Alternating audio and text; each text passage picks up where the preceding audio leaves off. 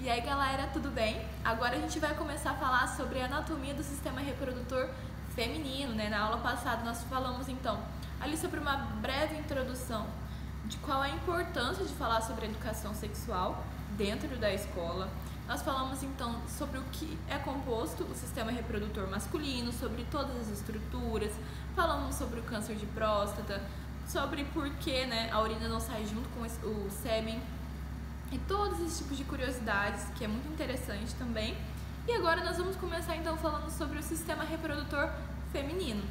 Como mostra aqui na imagem, o sistema reprodutor feminino ele é composto por estruturas externas, que são os lábios maiores, os lábios menores, o clitóris e o vestíbulo vaginal, que é a abertura da vagina, e por estruturas internas, os ovários, as tubas uterinas, o útero e a vagina, como a gente está mostrando aqui na imagem, bem bonitinho. E aqui a parte externa mostrando nessa outra imagem, né? Aqui o clitóris, os grandes lábios, os pequenos lábios, a abertura da vagina, a abertura da uretra. Vamos começar então? A parte externa, né, aqui do sistema reprodutor feminino, do genital feminino, não é a vagina em si, é a vulva.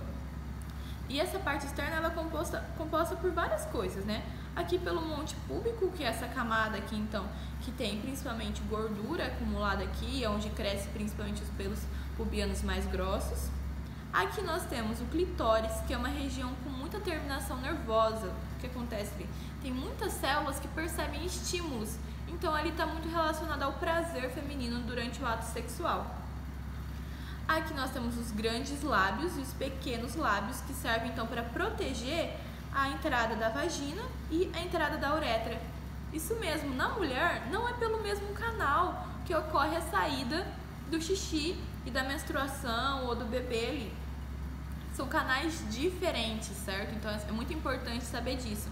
Então, às vezes, por exemplo, contar um caso que repercutiu muito na internet, que durante um reality show tinha uma prova de resistência e uma das participantes falou que iria usar um OB durante a prova para que ela não, se ela fizesse xixi não saísse, né? Não vazasse. Mas vocês acham que isso ia resolver? Com certeza não iria resolver, porque o OB, o absorvente interno, ele entra aqui, ó, no canal vaginal. Então, se tiver que sair xixi, vai sair pela uretra, né? Então, muitas vezes as mulheres não têm esse conhecimento por não olhar como que é a estrutura do seu sistema genital ou por, às vezes, não receber essa informação. Outra imagem aqui, bem interessante, é que varia muito a forma aqui desse monte pubis, né? Dessa região feminina da mulher, de como é o formato dos pelos que estão ali, que servem para proteger a mulher, ali aquela região, e também para evitar o atrito durante o ato sexual. E essa parte que nós falamos então dos grandes lábios, varia muito de cada mulher. Cada corpo tem as suas características. Então aqui vocês já podem ter ouvido falar sobre o ímen, né? O que é o ímen? Ela é uma pele bem fininha que fica aqui na entrada do canal vaginal. E qual é a importância desse ímen? Esse ímen ele é muito importante principalmente nos primeiros anos de uma menina, nos primeiros anos de vida. Por quê? Ele serve para proteger da entrada de fezes e de urina aqui nesse canal vaginal. Então essa pele é importante para isso. Mas o que acontece? Com a menarca, que é a primeira menstruação, quando a menina começa a menstruar, ela começa a produzir um hormônio também, chamado de estradiol, que esse hormônio deixa aqui essa região mais ácida, que consegue se proteger sozinho contra micro-organismos do meio. E outra coisa muito interessante também, o que acontece? Durante as primeiras relações sexuais da menina, pode ocorrer o rompimento desse ímen, dessa pele. Em algumas meninas ela é uma pele mais grossa, em outras meninas ele é perfuradinho aqui assim, como vocês podem ver.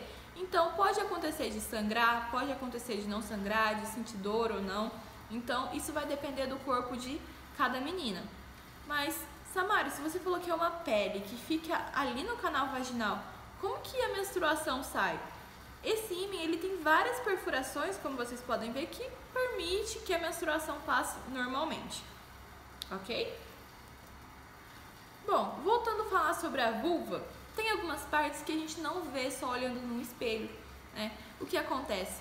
São essas glândulas as glândulas de Bartholin e a glândula de Skinner, que fica aqui. E tem a bartolinite. O que acontece? Por que eu tô falando dessas glândulas? O que acontece muito é que o acúmulo de secreção aqui nessa região, ou até mesmo por motivos que a gente não sabe ainda, pode fazer com que essa glândula, ela fique maior, né? Ela fique inchada e é uma dor muito grande. E às vezes a menina não sabe reconhecer o que é aquilo que tá ali no corpo dela, né? Então, por isso é preciso saber identificar para procurar o médico. E aqui que eu tinha esquecido de comentar, né? Essa glândula aqui, ela tem a função de lubrificar a vagina, principalmente ali durante o estímulo sexual, para que ocorra uma penetração mais facilmente do pênis ali no canal vaginal. E essa outra glândula serve pela ejaculação feminina, né? No ato de prazer, ali pode ocorrer a ejaculação feminina. Bom, falando sobre a vagina, já sabemos que a vagina não é aquela parte externa que dá pra ver, e sim aquela parte interna. Essa é a vagina, que ela se limpa naturalmente, já comentando que a única parte que deve ser limpada é a parte externa, não essa parte interna aqui. Nada de duchas ou de, sei lá, colocar o dedo para limpar ou esse tipo de coisa, porque ali ele já se limpa sozinho. Quando você faz essa limpeza a mais, você está colocando o seu corpo em risco a pegar outras infecções do meio. Ela é um canal que mede em média de 7,5 centímetros a 10 centímetros. Essas paredes normalmente elas se tocam um pouco, né? E elas são bem elásticas e elas recebem o pênis durante a relação sexual, é capaz de passar um bebê por ali. E é um canal que serve tanto para a saída do fluxo menstrual, quanto para a saída do bebê no momento do parto, quanto para receber o pênis aqui durante o ato sexual. Falando então sobre o útero é esse órgão que a gente pode ver aqui. Ele é um órgão muito vascularizado, ou seja, muito sangue chega ali dessa região. E aqui, principalmente, que a gente vai comentar é sobre o endométrio, que é essa camada, que ele tem muito sangue, que ela se desprende na menstruação, que é o sangue que a gente vê na menstruação, essa camadinha aqui do útero.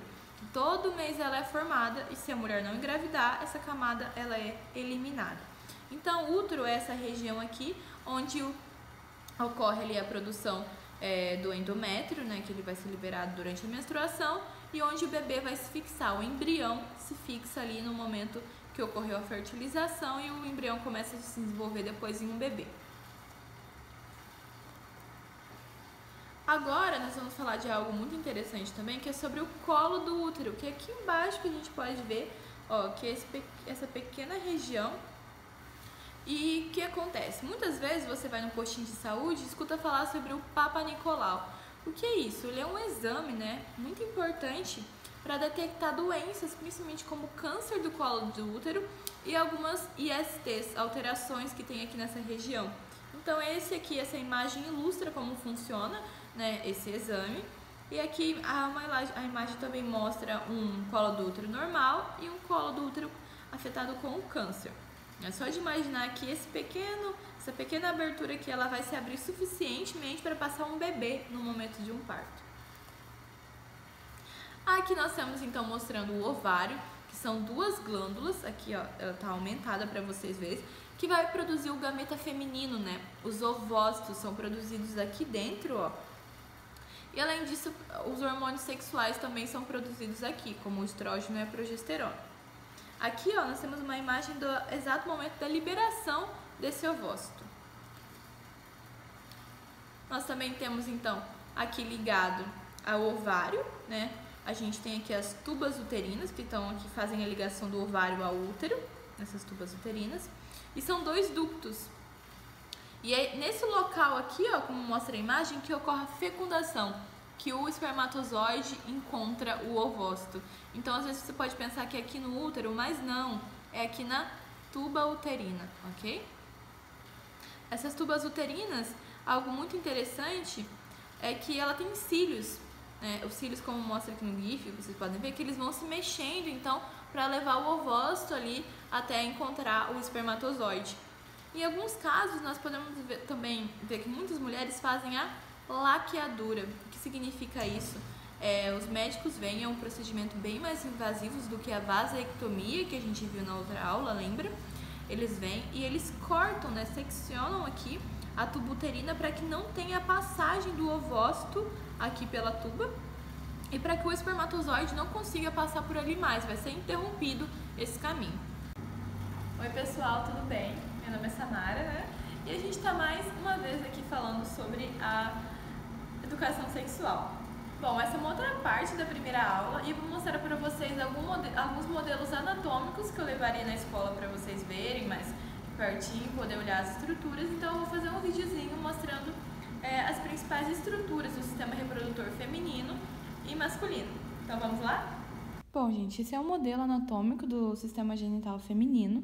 E aqui então seria a parte externa que nós comentamos durante a aula, que não é chamada de vagina, como às vezes a gente conhece, mas sim a vulva, né, que ela é composta por vários elementos, como os pequenos e grandes lábios, com o clitóris, a abertura da vagina e a abertura da uretra. Então, nós vamos pegar essa peça anatômica aqui, ó, é como se a gente tivesse feito um corte transversal, e aqui a gente poderia então ver toda a musculatura associada a essa região. Então aqui, ó, eu vou tirar para vocês verem como que é aqui dentro, né? Como seria olhar dentro dessas estruturas, dentro do sistema reprodutor feminino. Vamos começar a identificar, então. Aqui seria os pequeno e grandes lábios. Aqui, a abertura da vagina, né? Então, aqui toda a região da vulva. Aqui com a abertura da vagina, o canal vaginal, que se estende até, então, chegar aqui ao útero. Outra estrutura que a gente pode identificar é a abertura da uretra. Olha como a uretra feminina é bem curtinha. E aqui nós temos então a bexiga urinária. É por aqui que então que sai a urina e por aqui então que sai a menstruação. Outra coisa interessante que nós podemos ver é o osso, que nós chamamos de pubis, por isso essa região é chamada de região pubiana. E aqui nós temos então o ânus, né? Aqui com o intestino mostrando. O que acontece? O ânus, se nós formos ver, ele é bem pertinho aqui da abertura da vagina e da abertura da uretra. Então, se não ocorrer uma limpeza correta, de frente para trás, você pode acabar levando fezes para a região vaginal aqui, podendo causar infecções.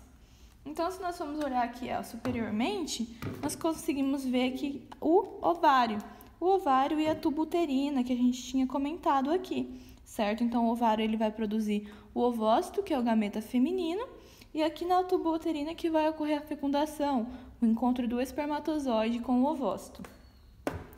Aqui, mostrando rapidamente, é o útero. Essa primeira camada do útero, chamada de endométrio, é aquela camada que sai durante a menstruação, que é o sangue que a menina vê durante a menstruação. Quando não ocorre fecundação, essa camada se desprende do útero, então é eliminado na forma de menstruação. Essa outra camada maior, que é o miométrio, que é a camada que aumenta durante a gestação, né? Que aumenta no útero para comportar um bebê ali dentro. Então, aqui a gente viu as principais estruturas do sistema reprodutor feminino. Aqui a gente tem uma imagem, né, um desenho, que eu fiz durante um outro projeto também, que mostra, então, o nome assim, das principais estruturas que compõem o sistema reprodutor feminino. Então, agora a gente vai comentar sobre o sistema reprodutor masculino, e aqui nós temos a região genital. Então, nós temos o pênis, né, a glande, e aqui, então, nós estamos mostrando a pele, né, o prepúcio que recobre a glande. E aqui tem o escroto, né, que é aquela bolsa que vai servir de suporte para os testículos. Então, vamos olhar aqui de lado, ó, os testículos localizados aqui dentro, né, do escroto. Então, aqui no testículo que ocorre mesmo a produção de espermatozoide. Esse espermatozoide vai vir aqui para o epidídimo, onde ele vai ser armazenado. Então, depois, em seguida, ele vai passar pelo ducto deferente até chegar na vesícula seminal, passando pela próstata também, que a gente pode ver aqui atrás. Vamos abrir para ficar mais fácil para vocês visualizarem. Então, agora aqui eu tinha uma visão frontal e agora aqui eu vou ter uma visão lateral com corte transversal. Novamente, aqui a gente visualiza o testículo, como seria o testículo, aqui ele estaria recoberto, né, por uma camada. Então, o que a gente pode visualizar aqui bem nesse desenho? Aqui, então, nós temos a próstata, que é muito importante. As glândulas bulbouretrais estariam aqui ligadas também para secretar um líquido seminal, que iria então passar pela uretra, aqui, ó, por todo esse caminho. Passando pela uretra, aqui também passa a urina, né? Que aqui nós temos representado a bexiga urinária, que também passaria a urina por aqui, mas que durante o ato sexual, a próstata ela iria aqui impedir a passagem da urina, então só iria sair o sêmen, né? Lembrando que o sêmen ele é composto por espermatozoide e pelo líquido seminal. Aqui nós também temos o osso pubiano representado. Então agora aqui comparando aqui, mostrando algumas diferenças entre o sistema reprodutor masculino e o sistema reprodutor feminino, nós podemos ver o que? Olha a diferença do tamanho da bexiga urinária aqui na mulher e no homem. O que acontece? Por que a bexiga urinária ela é menor na mulher? Porque se a gente for ver aqui, ó, o útero ele ocupa um grande espaço. Apesar do útero ser bem pequenininho, ele ocupa um espaço. E como o homem não tem o útero, a bexiga urinária pode ser maior. E quando a mulher está grávida, por que ela tem uma frequência tão grande de idas ao banheiro? Porque quando o útero começa aqui, né, a se desenvolver com o bebê, ele começa a pressionar essa bexiga que já é pequena. Ele começa a pressionar, então acaba tendo o escape urinário e a maior vontade de ir no banheiro. Enquanto no homem aqui a bexiga ela é bem maior. A gente pode comparar também o tamanho da uretra. Olha o tamanho da uretra masculina com o tamanho da uretra feminina. Por isso que infecções urinárias são tão comuns nas mulheres e é recomendado que após o ato sexual que a mulher faça xixi para que não tenha uma infecção de urina. Outra coisa também que é importante salientar é como na mulher, aqui ó, o ânus ele é muito perto aqui da entrada da vagina e da entrada da uretra.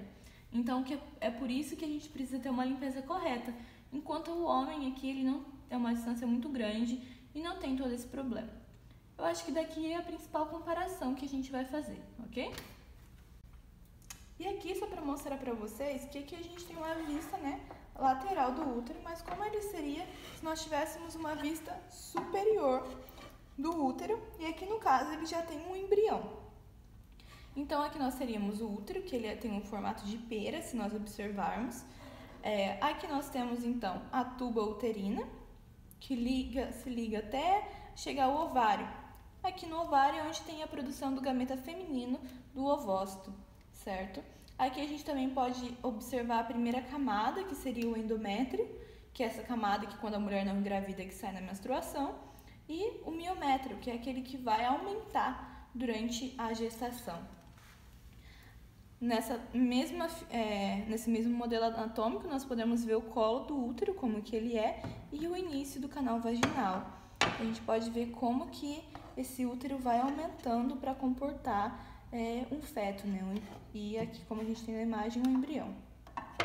Então, pessoal, essa foi a nossa segunda parte da aula, né? Que nós estamos, então, falando sobre o sistema reprodutor feminino. E a gente fez uma complementação, então, comparando tanto o sistema reprodutor masculino quanto o sistema reprodutor feminino, mostrando alguns modelos anatômicos. Eu espero que vocês tenham gostado e não esqueçam de assistir a próxima aula. Tchau, tchau!